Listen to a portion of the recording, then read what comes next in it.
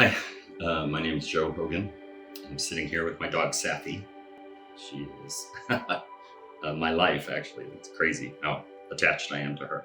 Just a little bit about what brings me here today, I guess, is I have had Charcot-Marie-Tooth disease from birth. It's genetic, so a long line of people on my mother's side of the family have it. And as I've gotten older, it's gotten worse and progressed slowly to the point where in my 30s, I started having to think about bracing. I was having to really concentrate every time I took a step, trying to pick my foot up and make sure I didn't trip. I started, because the foot drop, it would start to scrape and I would trip a lot. So I started looking at bracing options. I had a number of options throughout the years. Oftentimes they were the plastic AFOs that were bulky and hard to wear in shoes, hard to run in, hard to do a lot of things.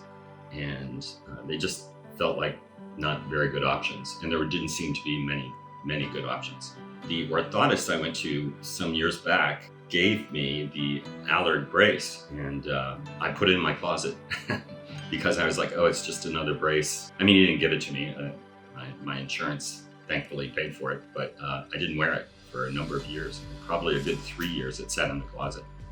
I had this left leg reconstructed to try to save it. It was really in bad shape. And they did a reconstruction in 2017, and it just didn't work. They had to take all the metal out. It didn't grab, the bones didn't fuse. They wanted to do it again, but they said it may not work again. I opted to have it amputated.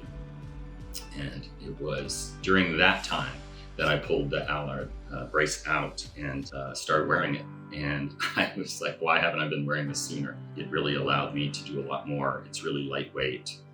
And yeah, it fits in most all of the shoes that I want to wear. So yeah, it's been a good solution for me. How were you given this brace? I got it through an orthodontist that had tried a number of other options for me and sort of said, try this. I don't know that maybe I must have tried it on in the office, but at the time I decided it just I wasn't willing to surrender to a bigger sort of, it's a fairly high profile brace. I mean, it's low profile, but it is noticeable, and so I was buying things off the internet to try to address the foot drop braces that were not adequate, actually, for what they needed to do, honestly. But when I had all the problems, the left leg was the big problem.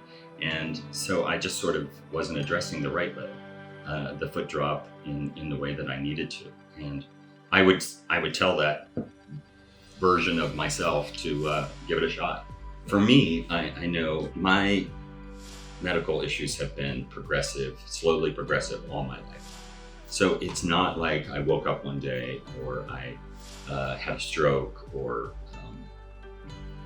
any of the other medical issues that could cause sudden foot drop.